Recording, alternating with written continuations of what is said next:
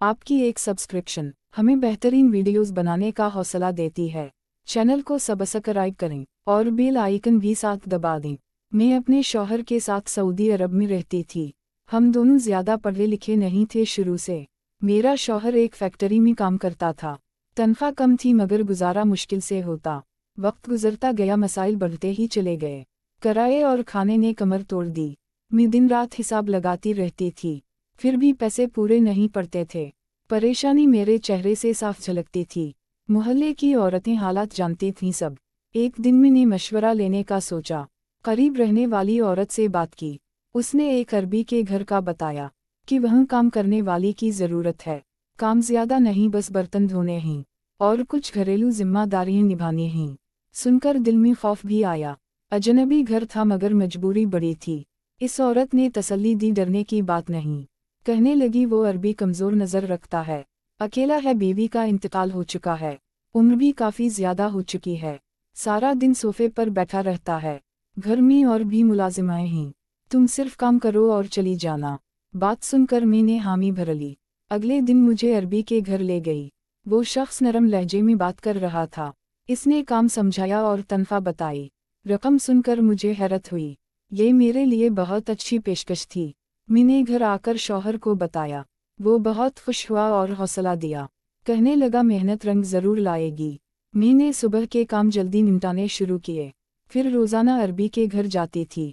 وہاں اس کی ایک چھوٹی بیٹی تھی، عمر کوئی 10 سال کے قریب ہوگی۔ گھر کی ملازمائیں اس پر کم توجہ دیتی۔ میں دل سے اس کا خیال رکھنے لگی۔ آہستہ آہستہ ذمہ داریاں بڑھتی گئیں۔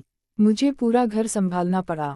میں صبح 10 بجے وہاں پہنچ جاتی، رات 9 بجے تک وہیں رہتی تھی۔ عربی کا رویہ سب کے ساتھ اچھا تھا۔ وہ ملازموں سے نرمی سے بات کرتا، مگر کچھ ملازمائیں مجھ سے جلنے لگیں، کیونکہ عربی مجھ پر بھروسہ کرتا تھا۔ وہ شکایتیں کرتی مگر وہ نہ سنتا۔ یہ بات مجھے اندر سے پریشان کرتی۔ عربی اپنی بیٹی سے بہت محبت کرتا تھا۔ کام سے آ کر پہلے اسی کے کمرے جاتا، ہمیشہ دروازہ کھٹکھٹاتا، پھر اندر آتا، بچی کا حال پوچھتا، خیال رکھتا، مجھ سے دن بھر کی باتیں پوچھتا۔ میں سب کچھ سچ بتا دیتی۔ وہ غور سے سنتا اور خاموش رہتا۔ اس کے لہجے میں تنہائی چھپی ہوتی۔ ایک دن رات کو میں جانے لگی۔ اس نے مجھے رکنے کا اشارہ کیا، جیب سے بٹو نکال کر رقم دی۔ میں حیران رہ گئی دیکھ کر۔ یہ رقم تنخواہ سے الگ تھی۔ میں نے لینے سے انکار کیا۔ اس نے کہا یہ خوشی سے دے رہا۔ میں خاموشی سے رقم رکھ لی۔ جاتے ہوئے اس نے ایک بات کہی کہ کسی کو اس رقم کا نہ بتانا۔ میں کچھ دیر سوچتی رہی، پھر سر ہلا کر رخصت ہو گئی۔ اس رات مجھے نیند نہ آئی۔ دل میں کئی سوال اٹھتے رہے۔ خاموشی اور بھروسہ مجھے الجھاتے رہے۔ میں آنے والے دنوں سے خوفزدہ تھی۔ اگلے دن میں معمول کے مطابق وہاں پہنچی۔ دل میں عجیب سی گھبراہٹ موجود تھی۔ عربی نے حسب معمول سلام کا جواب دیا۔ لہجے میں پہلے جیسی نرمی موجود تھی۔ میں کام میں مصروف ہو گئی خاموشی سے۔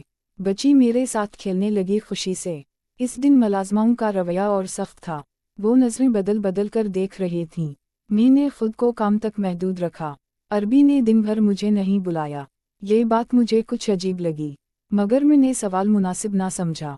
شام کو وہ دفتر سے واپس آیا، حسب عادت بچی کے کمرے گیا، کچھ دیر وہیں رکا، خاموش رہا، پھر آہستہ سے باہر نکل آیا۔ اس نے مجھے بیٹھنے کا کہا۔ میں ادب سے سامنے بیٹھ گئی۔ پوچھا آج طبیعت کیسی ہے؟ میں نے مختصر سا جواب دیا۔ اس کی آواز میں تھکن نمایاں تھی۔ کہنے لگا تنہائی انسان کو توڑ دیتی۔ میں نے نظریں جھکا لیں، خاموشی اختیار کی۔ وہ لمحہ کافی بھاری محسوس ہوا۔ اس کے بعد دن اسی طرح گزرتے رہے، مگر اس کا رویہ بدلنے لگا۔ وہ مجھ سے زیادہ بات کرنے لگا، اپنے ماضی کا ذکر بھی کرنے لگا۔ بیوی کی وفات نے اسے اکیلا کر دی۔ دوست رشتے سب دور ہو چکے تھے، صرف بیٹی ہی اس کی دنیا تھی۔ میں خاموشی سے سنتی رہتی تھی۔ ملازماؤں کو یہ بات پسند نہ آئی۔ وہ میرے خلاف باتیں بنانے لگیں۔ چھوٹی چھوٹی غلطیوں کو بڑھا چڑھا کر عربی کے سامنے پیش کیا جاتا، مگر وہ ہر بار مجھے بچا لیتا، کہتا میں اس پر بھروسہ کرتا ہوں۔ یہ سن کر مجھے مزید دباؤ محسوس ہوتا۔ ذمہ داری کا بوجھ بڑھتا جاتا تھا۔ ایک شام وہ مجھے روک کر بولا کہ آج دیر ہو گئی، یہاں رک جاؤ۔ میں چونک گئی یہ سن کر۔ میں نے فوراً انکار کرنا چاہا، مگر اس نے بیٹی کا حوالہ دیا کہ وہ اکیلی ڈر رہی ہے۔ میں نے حالات کو دیکھ کر حامی بھری، دل مگر مسلسل گھبرا رہا تھا۔ मैं मेहमान कमरे में ठहरी, दरवाज़ा बंद कर ली इत्मीनान के लिए। रात भर नींद आंखों से दूर रही, हर आवाज़ पर चौंक जाती थी। दिल बार बार शौहर को याद करता। मैं खुद से सवाल करती रही, क्या ये सब दुरुस्त हो रहा है या मैं गलत रास्ते पर हूँ। सुबह फजर से पहले आँख खुल गई। मैंने खामोशी से तैयारी की, नाश्ता बनाने में मशगूल हो गई। अरबी कमरे से बाहर आया, इसने मेरा शुक्रिया अदा किया, कहने लगा तुम काबिल भरोसा हो। ये अल्फाज मुझे अंदर तक लगे। मैंने बस सर हिला दिया। उस दिन उसने मुझे फिर रकम दी। मैंने इस बार लेने से इनकार किया, कहा मुझे सिर्फ काम की उजरत चाहिए।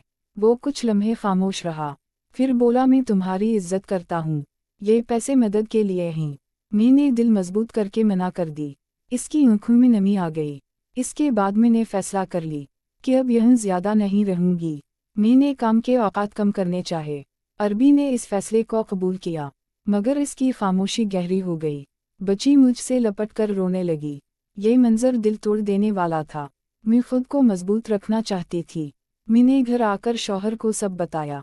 इसने मुझे हौसला दिया कि इज्जत सबसे बड़ी दौलत है, हम कम में भी गुजारा कर लेंगे। अगले दिन मैंने आखिरी बार वहाँ काम किया।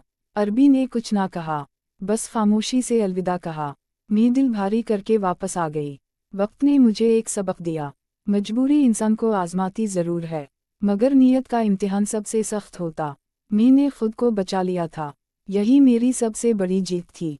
अब भी वो दिन याद आते हैं, दिल शुक्र अदा करता है कि मैं संभल गई वक्त पर।